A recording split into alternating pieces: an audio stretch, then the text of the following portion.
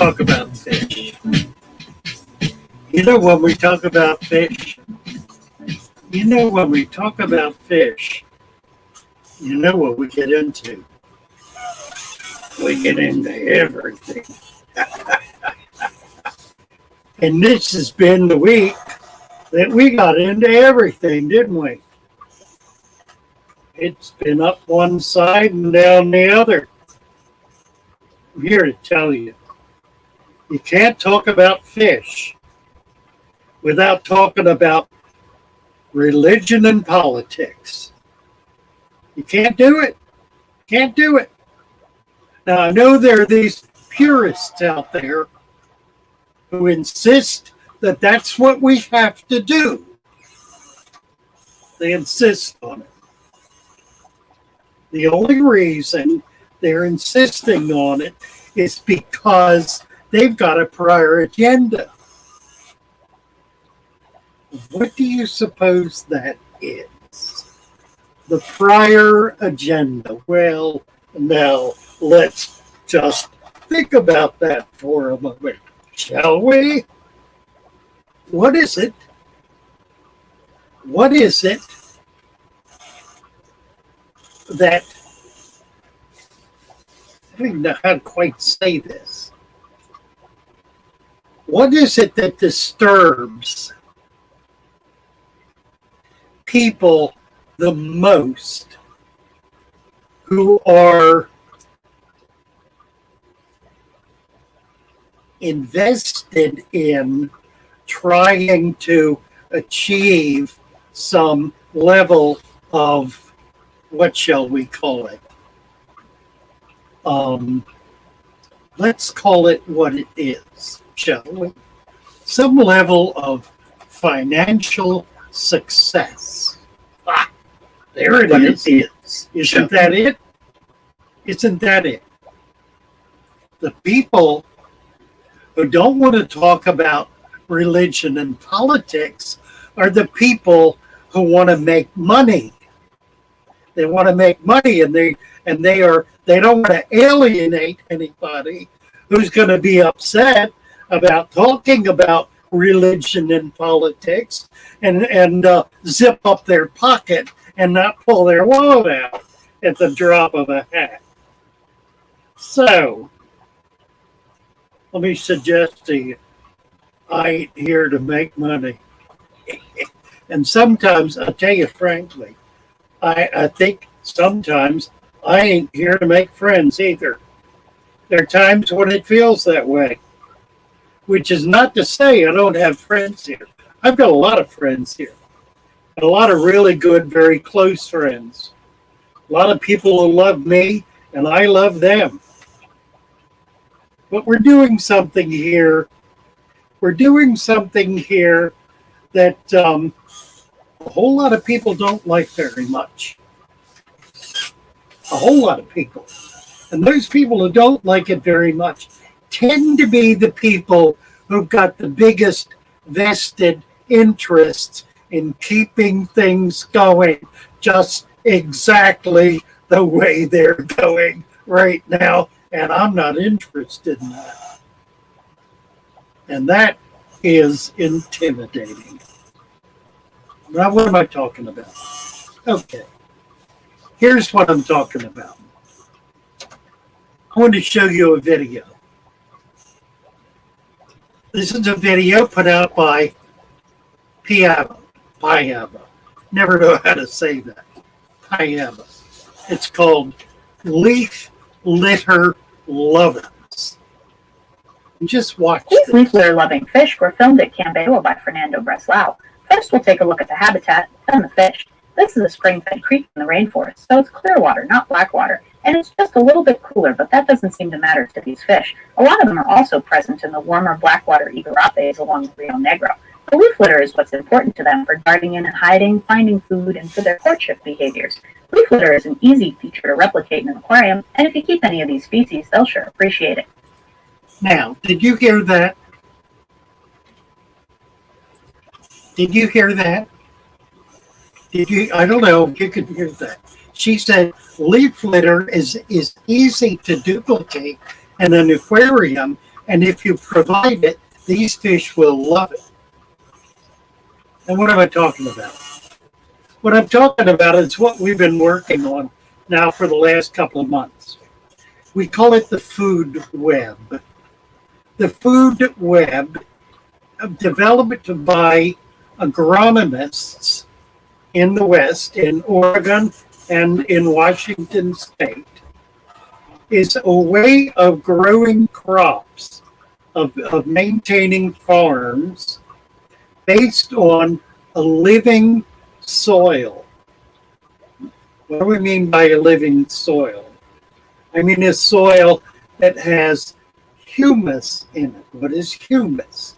Humus is decaying vegetable matter, primarily leaves, twigs, and the like. As it breaks down through the culturation, the culturization. What's the word I want? Through the culturing of, fungus and bacteria, that cause it to deteriorate. Then other microscopic fauna, microfauna, and microflora. That's micro animals and micro plants invade that soil and begin consuming those leaves that are being broken down. What that does then is that creates an environment that is especially conducive to growing crops. Okay. From land to sea, or land to water, if you will. So what are we doing with this? Why, the very same thing. We're providing in our substrate, we're providing the media, the humus, that allows for fungus and bacteria to break it down, that it might be fed on by microflora and microfauna. What's the function of those? Well, they further deteriorate waste and humus. They provide nutrition for plants, and they provide food for fish.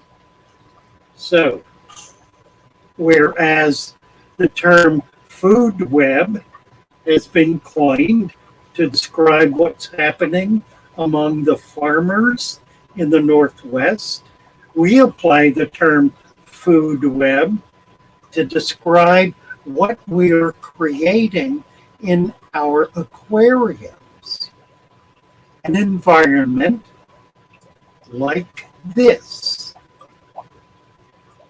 An environment that is alive. The long snake-like fish with the stripe on it is a dwarf pike cichlid. The fish with the red eyes are Hemigrammus annulus, and the fish with the checkerboard pattern, well, that's a checkerboard cichlid. And here's a fish I bet you've never seen before. This was identified as Paraprostella georgiae by expert Flavio Lima. I'm told it's quite common in the area, but not so much as a terrible photo of the species exists on the internet yet. This is just a quick blurry glance at this fish, but I'm happy to have seen it. The gentle capture of aquarium species from this area drives conservation by providing sustainable livelihoods. So, one of the comments that was made this week by one of my detractors, by a man who thought it was absolutely dreadful that I used a term like God, was that he could not imagine that more than a microscopic number of people would ever take the yucky leaves out of a body of water and put them in their fish tank. He could not imagine such a thing. Well, you know what? I see it happening every day. I see people doing things over on Discord, coming in there, showing us what they're doing. By the hundreds, people by the hundreds are coming in, showing us what they're doing, putting leaves in their tank, creating food webs in their aquarium. There is enormous excitement about this, and it's only growing. It's only becoming more and more evident to people that they really can create an environment like the Piaba environment that is alive. It's alive. It may not be the most beautiful thing you've ever seen, but it will be the most spectacular because it will contain all of the elements of a living environment. Now, here's the key. Here's the key. The only way you can bring yourself to do this is if you honestly believe, sincerely believe, that a natural environment is healthy, balanced, wholesome, dynamic, and most importantly of all, beautiful. If you don't believe that, then you can't do this. That is to say, if you don't believe that nature knows how to take care of that little fish tank in your house, if you don't believe that, you can't do this. You are consigned to the drudgery of keeping your hands in that water day after day, week after week, month after month, year after year, in order to keep those precious little animals alive. Well, I'm here to tell you, it ain't up to you. It ain't. And you're never going to pull it off by depending on yourself to be able to make it happen. You have to be able, you have to be willing to depend on the natural system, life, nature, creation. Yes, the presence of God as the ordainer and creator of a universe that is one, that is whole, that is unified, that works together, that is not in conflict and war with itself. To be able to say, I can do this and sit and watch and observe and love and enjoy and appreciate what is going on in there, because there is a miracle, a magnificent creation brought down to the level of my little square box that I may appreciate. Well, we'll clip that and post as a video sometime next week. Let's see who's here. We got a gang in. What do we got? We got 30 people here. Let me get back to the top and do some of those. My word, what a mob. Here we go. Chris Trapp. Hey, Chris. Let's see if I go over here. It's easier to read for a while. Whoops. What's going on? I'm in the wrong. Where am I? There we go.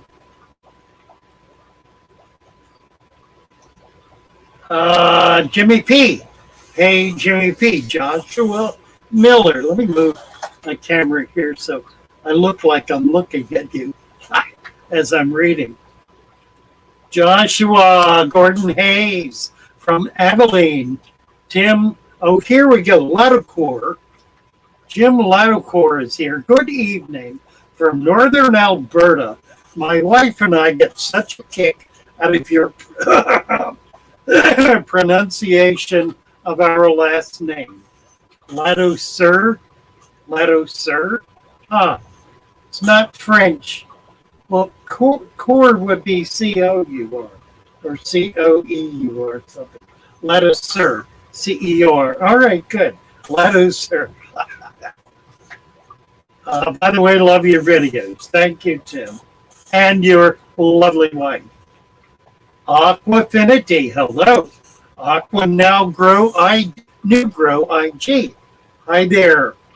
Lady Diane, goodness gracious. Nice to see you. Aquafinity, I'm going to have a live premiere video on my channel soon.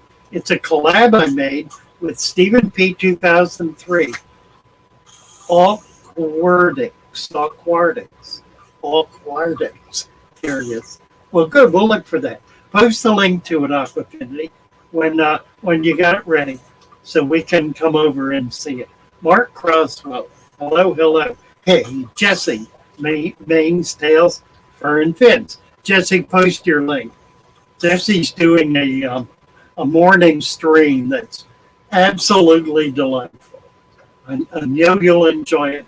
If you haven't plugged in, by all means do so. Matthew Clayton, hello. Rhinox 29, hi there.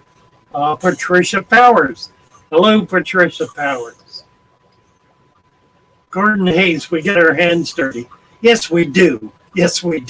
We get down there, get in the mud and the leaves, and we pick them up and we put them in our jar, in our bucket, in our little pail, bring them back home and put them in our fish tanks. We do. Detroit Shrimp and Aquatics. Hello, Detroit. Nice to see you. Angels Aquatics. Hi there, Angels. Ruben. John Suavy Log. They want everyone dependent on big daddy government. Oh, God. Don't get me started. Hi, John Suavy. Let's see. Jimmy P. Detroit. Rigo Silver. Hello, Father Fish. Would it be beneficial to add leaves and twigs once a month to keep the food web going? That's a great question, Rigo. It's come up a few times, and the answer is absolutely yes. It's being broken down. It's food, after all. So watch it. Keep an eye on it. I saw a leaf in this tank over here. I don't think I can find it. We'll take a quick look. It was completely eaten up down to, let's see.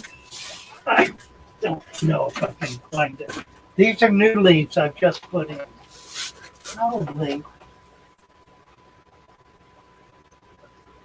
Probably it's totally deteriorated. I don't see it. Move these to the back of it. Yeah, once they get deteriorated, you need to add new ones. These catawba leaves hold up a lot better and a lot longer. Let's see, there's an oak that's breaking down. I've got oak leaves in here. I don't see what I'm looking for. I probably won't. It's probably gone. But it was a leaf that only the veins were left. Look at him. Any cool little whiptail catfish, pleco, whatever. So yes, absolutely. You need to be adding humus on a continuing basis. And as you could see in the video, you can't have too much. I mean, you could fill the tank half full of it. You wouldn't hurt a thing. It would only create a better environment. So, it's a matter of personal preference as to how much you put in. But you do need to add it on a regular basis to keep it going. Check how it's deteriorating and gauge it by that. As it gets used up, feed more.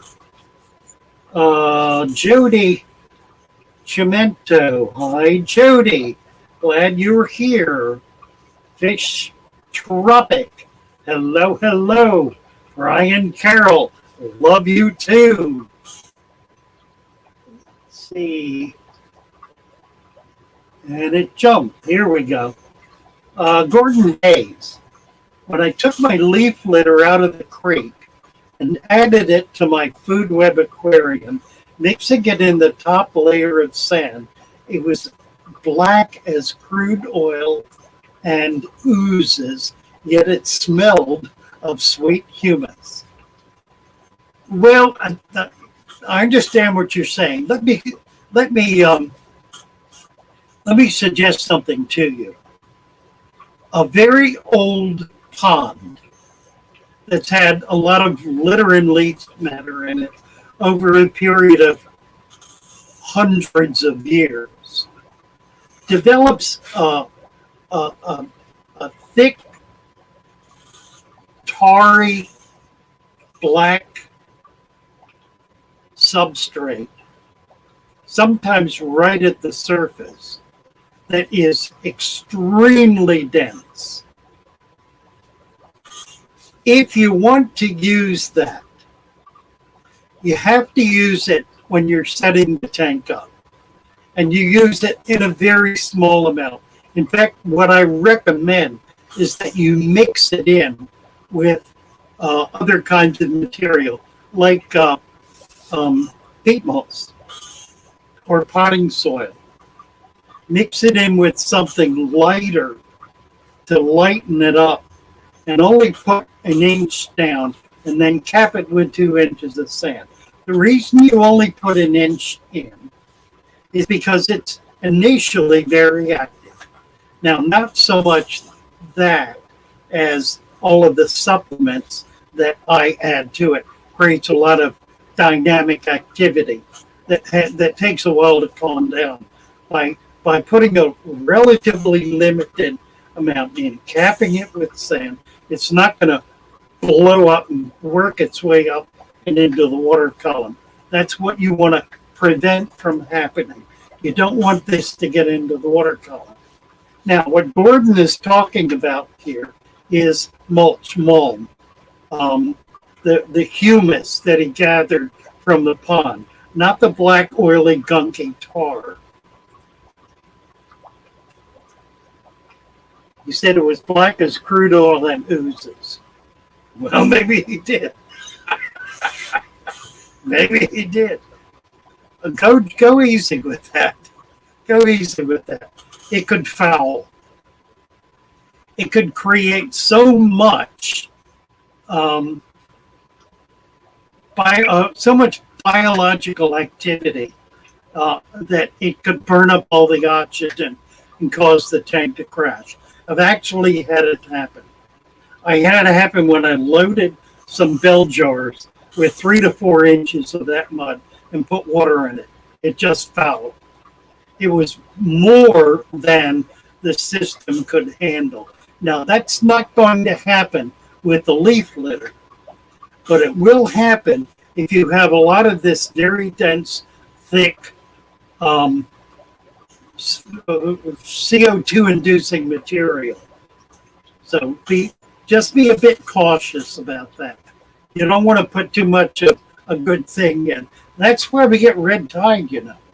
Red tide is a function of too much nutrition in the water, and it can't handle it, and it causes a dead zone. It causes all of the oxygen to be burned up in a given area, and everything dies. So you want to be relatively cautious. That's why we cap the dirt with sand. We cap it with sand in order to keep all of that CO2 inducing activity down there where it belongs, because it's extensive and it's profound. You know, I get the question all the time, do I need to add CO2? Heavenly days.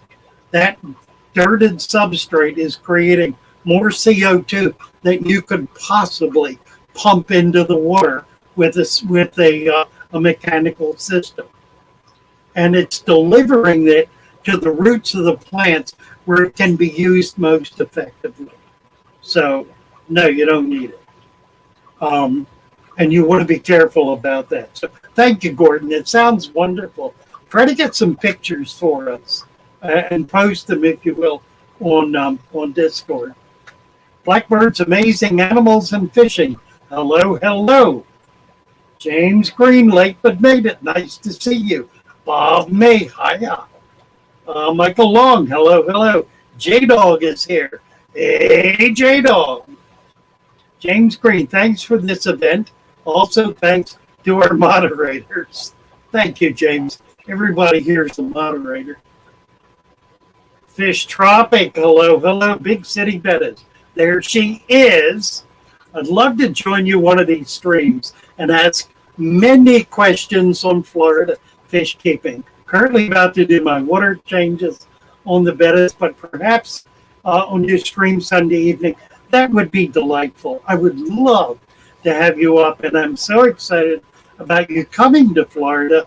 I want to try to find a way. You're a bit of a drive for me, but we could maybe meet in the middle or something. I really want to get up your way and do some collecting.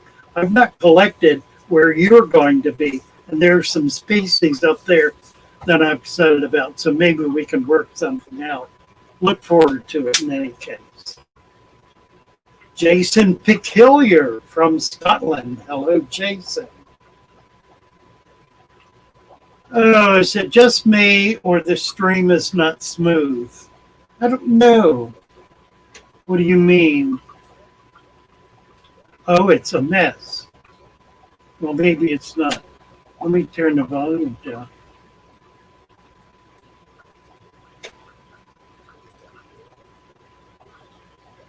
Oh, it's terrible. I'm looking at it on YouTube. It's dreadful. That's got to be my signal going out. And it's too late for me to fix it. It takes like 5 to 10 minutes to fix it. Oh, I'm so sorry about that. Let me see if I can get live here.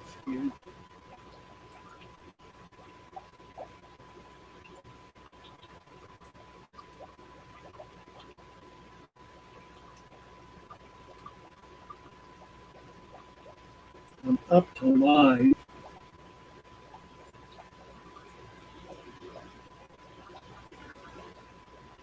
Oh, it's a dreadful signal. Oh, dear. I'm sorry. If we could take, it would take 5 minutes. I guess we'll just blast through it. Father Fish, Jesse, did you hear the article I read the other morning on the dead zone along the coast of Louisiana? Right now, it's bigger this year than it's ever been. No, I didn't. But again, that's what causes it. It's a couple of things. It's an excess of nutrition in the water column, and it's also areas where there's no flow. If the water stops in a given area, it creates a dead zone for the very same reason. It just burns up all the oxygen. Yeah, we'll see you on Sunday, Big City. That'll be terrific. Look forward to it. Audio fine, just video.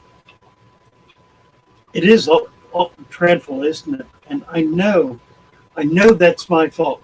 I know that's a signal going out. Doing that. What time is it? 9 o'clock. Well, I have to reboot my, what's that device called? Brings a signal in and sends it back out again. I have to reboot it periodically, and I didn't do that the last couple of days. Really need to do it every day. Triple J, hello, hello. Nice to see you. Chris Trepp, is baby brine shrimp more to get fried to eat than it is nutritious? Well, that's a really good question. There are two things I want to say about this. Number one, when brine shrimp hatch, the nauplii, multiply, whatever, the mobile. I. In the first 8 hours of them hatching, they develop the way any insect develops inside its skeleton. It grows, and then the skeleton, the exoskeleton, the shell bursts, and they come out soft, and that hardens. Well, that's exactly what happens. And in that first 8 hours, it's using up all of its available energy to grow. Now, why does it grow so much and so quickly in that first 8 hours? Because it does not have a mouth. It does not have a mouth. It cannot eat, and so it needs to get through that first growth spurt, and that first slough, that first shed, in order to have a mouth to eat with. In the process of doing that, it's burning up energy. So by the time the 8th hour has come along, there's no nutrition left. It's all been burned up. So if you're going to feed live baby brine, you need to feed them right after they hatch, within the first few hours. Now you can refrigerate them, and in so doing, you can slow down that process substantially to the point that maybe a day later, it's going to still be nutritious. There's another thing you can do, though, that is even more effective. Brine Shrimp Direct. Get to know them. Brine Shrimp Direct. Maybe somebody can post the link. Brine Shrimp Direct sells a product. I've got some right here. It's called, oh no, this is not it. This is something else. Wait a minute, got the wrong one. Well, they sell two things. This ain't it either. I guess it fell down. Anyway, I'll show you this. We'll pretend this is decapsulated brine shrimp eggs. Decapsulated brine shrimp eggs. What that is eggs that have been put in bleach. And the bleach has burned off the outer shell. And then they're fast rinsed as soon as they begin to change color to get that bleach out. And what's left is just the egg without the shell. It's a thin membrane that's surrounding the living little bugger in there. But it's totally inert at that stage. It won't hatch anymore. It's been effectively killed, but it's not going to rot. It's not going to deteriorate. Not for at least 6 months. That is a very high quality food for your baby fish, and most baby fish will take it. There are some that will not. The ones that will not trigger on motion, a lot of the tetras, for example, they trigger on motion, and that's what they go after. There was some interesting research at the aquatic laboratory here in Ruskin, Florida, where they tested not the brine shrimp eggs, but this, which is golden pearls, the 5 micron, this is bigger. This is 500 micron. The 5 micron is virtually microscopic pellet. Feeding that to baby fish, they found that nearly all baby fish thrived on it. It's comprised, they think, of shrimp. It's a proprietary formula, so we don't know for sure, but the scientists have looked at it and they think that's what it is. In any case, there are some fish that would not eat it. Notably, the saltwater clown larvae. Saltwater clown larvae won't eat this. Why is that? Because they're looking for something moving. That's moving right in front of their mouth, where they can do this. Just snag it, grab it, and that's what they do. They have to be living in a soup that's thick, their body is virtually covered with microscopic food. Little tiny God, what's it called? Jeez. Copepods. Copepods. Little tiny pods. Little tiny buggers that they eat because they are attracted to the motion. These don't move. Now, what they did, and this is really fascinating, they found that there was a very small percentage of clown larvae that did eat this. I said to the lab tech who was doing a report on this, did you save those fish? Did you grow them out and save them? No. No. Why not? If you grow them out and save them and breed them, you're going to have a population of clown looches, clownfish, saltwater clown gobies that will eat this stuff when they're born. And he hadn't thought about that. So they're maybe working on it. I don't know. Anyway, let's get back to the chat. Getting all the knowledge might just be a bacterial bloom. This Bob May talking. Oh, let's see. Big city betters.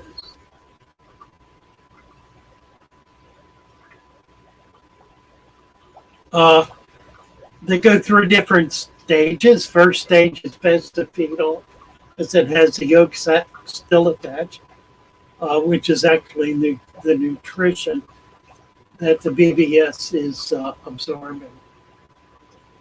Big City says, therefore, you're feeding the yolk sac more than the actual baby brine, if that makes sense. Decapsulated can be fed without even hatching, and I love them. Oh, they're wonderful for bettas too.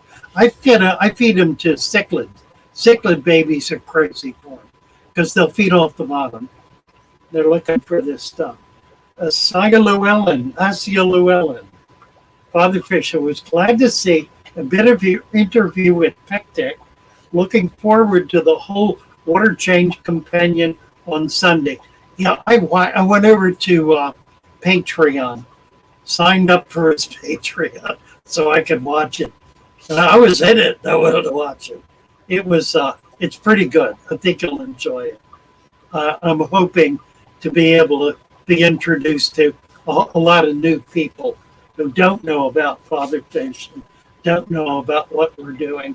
That'll be on tomorrow. It'll be on Pectec tomorrow. Don't know what time it comes up, but he's going to post it tomorrow. So you'll be able to catch the interview with Pectec on, no, not tomorrow, Sunday. It'll be on Sunday. Looking forward to that. It's pretty good. Not bad at all. It kind of humanizes Father Fish, which we need more and more of. Here's the link Chris Trapp posted for Brine Shrimp Direct. Thank you. Is it the only place to get decapsulated? It is the place that manufactures them, if you will. So it's going to the source. There are other people who buy them from them and sell them, so you can get them, with a markup, or you can get them direct. It's why they call it direct. Let's see. We're done like decapsulated hatching brine are also an option. Yes, that's true. Right. He's right. I've got some of those. Now, let's see if I can find those. Do. Oh, here they are. Give me a second here. Got it. Okay. This is decapsulated hatching brine. What they do is they do the same thing, and then they put them in. I don't know if you can see this. Let's go this way. In a brine solution. It's a very, very heavy brine solution that will keep them for upwards. Okay, upwards of 6 months. Beginning to get a bit of an odor. Let's see. Let's put a little of this in with the saltwater fish. They'll eat this, and they'll also hatch in the saltwater. But you couldn't see what I was doing there. Well, if I can do this and show you. Set this here, I can. Sticking my finger in it, like so. And they're going after it, but also what escapes eating, they will hatch. So I'll have the babies. I'm hoping sometime soon to get out and be able to collect some pygmy seahorses and some more saltwater stuff that I can use this with. I'm looking forward to that. I need to read. This is kept refrigerated, so I need to put it back. Hold on a minute.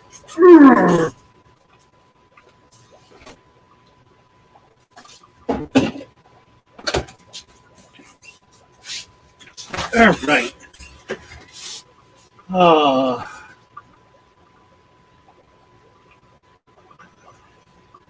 yeah, Big City says it's the best place to get them.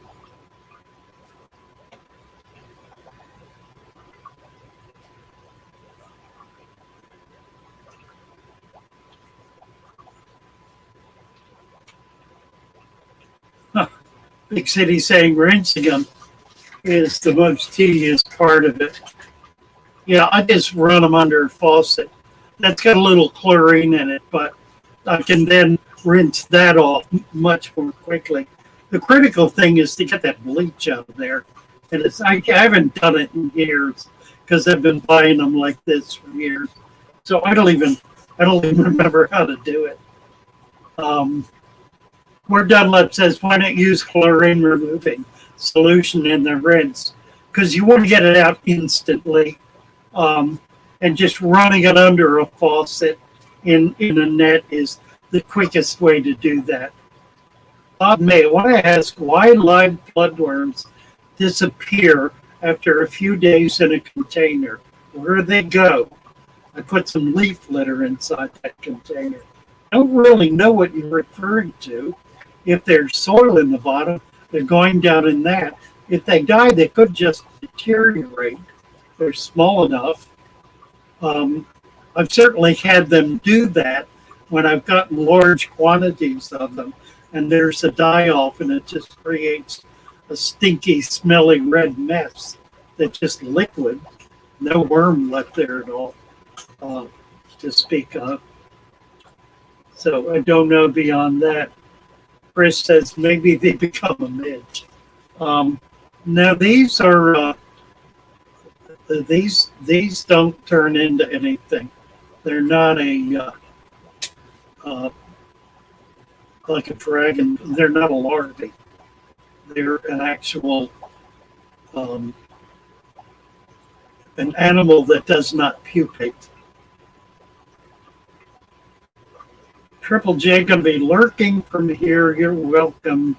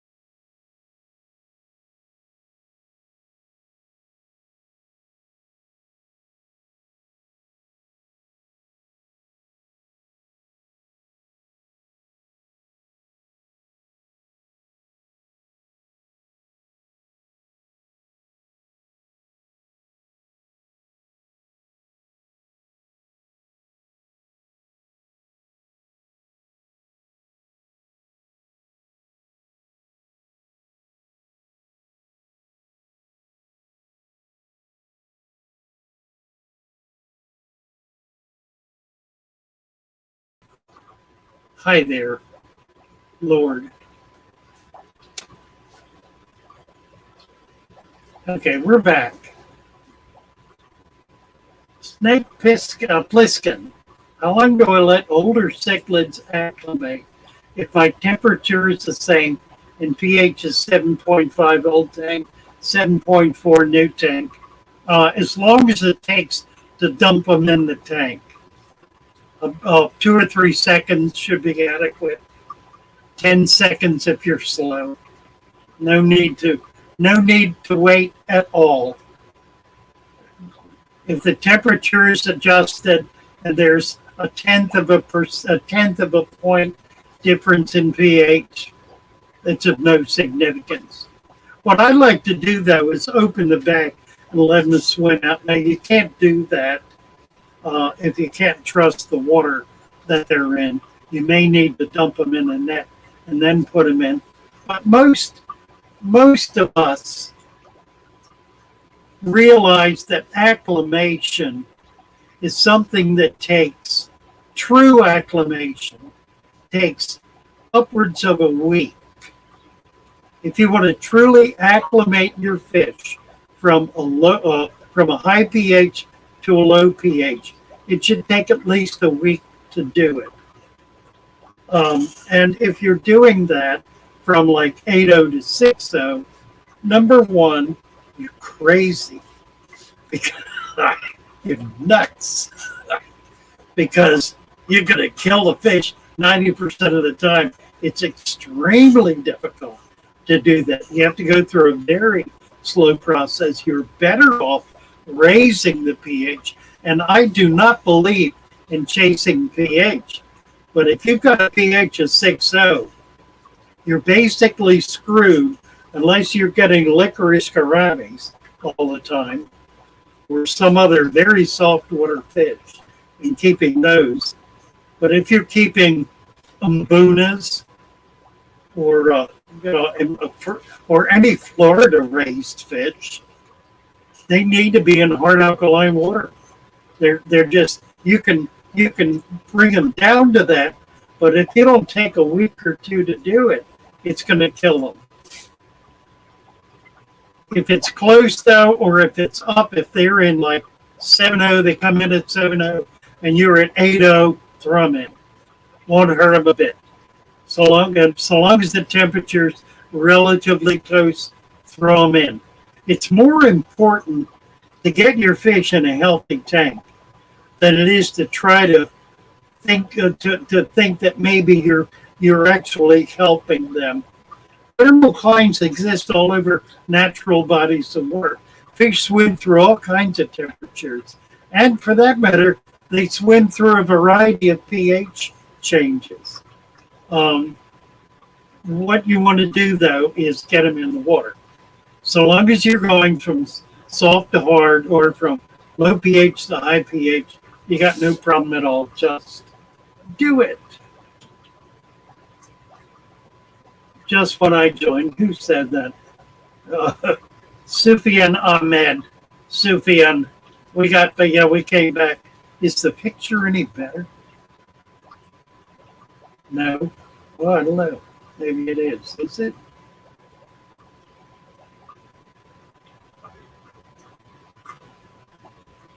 No, it isn't. It's dreadful. Get back down here to where the action is. Happy Fish Tube Friday, all. Yes. Lucas is following us in about 5 or 6 minutes. Alex follows him. And then Big Tank Tank. So we got a good evening ahead of us. A couple of really cool guys in front of us. Maple Street Aquatics was on earlier. And Aqua Maple Street. Just looking back, I don't see him. Was he on?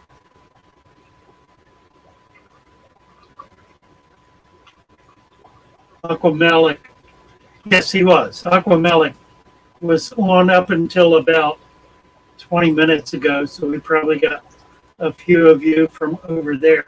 We're trying to get things worked out so that we can go back to back. Big North, hello, Big North. Ruben says better stream. I hope so. Snake Pliskin, thank you. Sufyan, can too much soft water like 50 TDS affect the fish growth over the long term? What are the effects of keeping fish in soft water? There's been some really interesting research on that. And I kind of hate to say it, but baby fish that were raised in soft alkaline water grew faster than baby fish raised in hard alkaline water. All other things being equal, soft is better than hard. Now, there are other issues.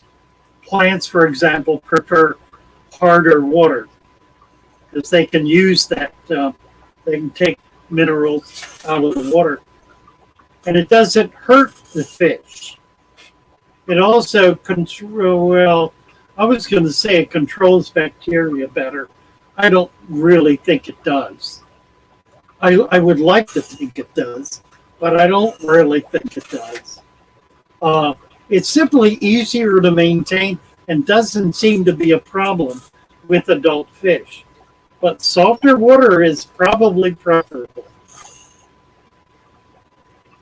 We're done, like source water varies dramatically because it is surface spring water system and rain matters. Oh boy, ain't that the truth. If it's rained a lot, I test it. Yeah, I'll bet.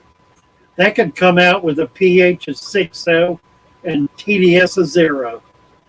Could come out like the rain. Or worse. The pygmy sunfish you sent took to my tub pond very well. I've got glimpses of them in the past few days. They're going to spawn in there. So it's going to be a joy. You're going to have a lot of babies in there come this fall. That'll be really, really nice. Make sure we get some videos of that. Chris is saying Lucas is in Chicago tonight. That's right. Aquashella is on in Chicago this weekend. I didn't go. I'm going to go when it comes back to Orlando. Snake Pliskin. I have one Oscar. You know what? We probably ought to run over. He's not posted either. I don't think, is he coming up? Somebody find out if he's coming up. If not, we'll just stay on for a while until Alex comes up. I should call Alex and see if he's going to come on early. Somebody check and see if Lucas is coming up, please. If not, then we'll stay on a bit. More and more channels streaming every day. I know. There's no perfect time for all of them. Just stay where you are. I know it's really true, Jimmy. I recognize that too. What I've been trying to do is lock in a couple of things on Friday night that would be especially of interest to us that are particularly worthwhile. Certainly Lucas and Alex are among them. And I just think if we can do that, Aquamelic and Maple Street as well. So it makes for an interesting Friday evening. He has not posted a YouTube link. Yeah, I didn't see one. So maybe what we'll do is just keep going. We can do that. Maybe go till 10. We can try to get Alex on the phone. See if he wants to go on early. Let me call him. See if he wants to do that. Where are we at? We're staying low. I don't know why. It's curious. We normally got 50 to 60 in by now, and we're right around 40. So there's obviously something else going on. It's possible that there's a lot of aqua shella posting going on. I know when I was there, we were doing that, and it was really great fun. Let me see if I can get Alex. Alex Seattle. We'll put him on speaker. Got my volume up. I do.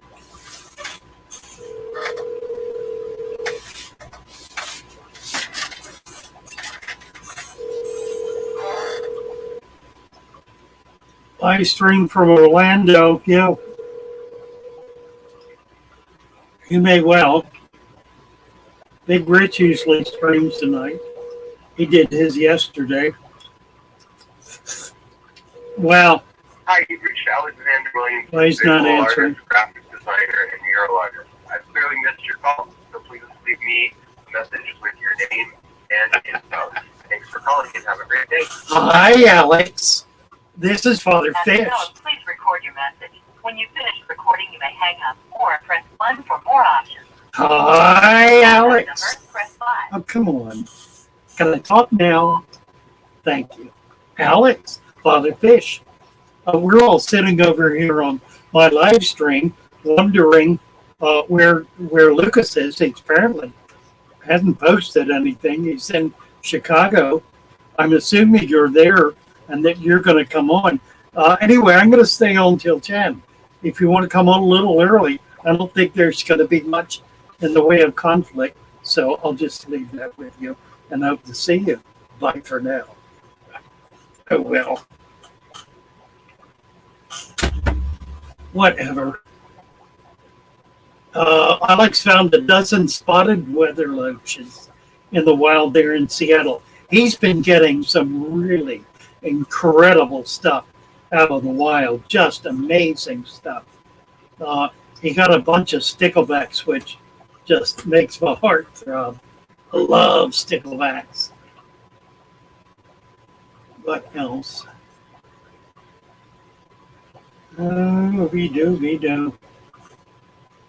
Aquavolve says, my stress level went from 100 to 0 when I just found the mother of a litter of 6 baby cats this morning when the gardener cut the tree Mom took off. Oh, my goodness.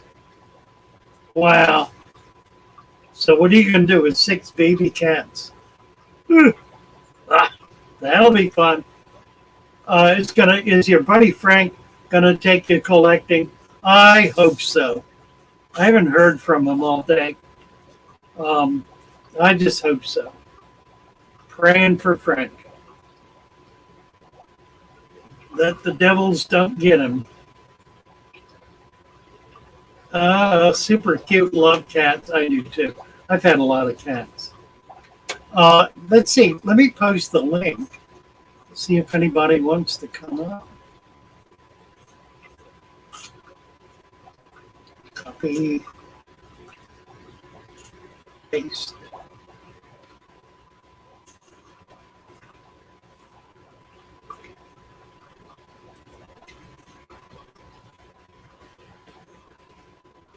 If you want to hit the link and come on in, we can chat a bit. We're going to be here for another half hour. Unless, if Lucas comes on, somebody keep track of that, please. If he comes on, I'll drop off right away. Let's see. Anything is up yet? Nope. Kelly Barlow is on for Dollar Tree Farmhouse DIY. I love Kelly. Kelly Barlow. She dyed her hair to blonde. Good Mother is on, or was.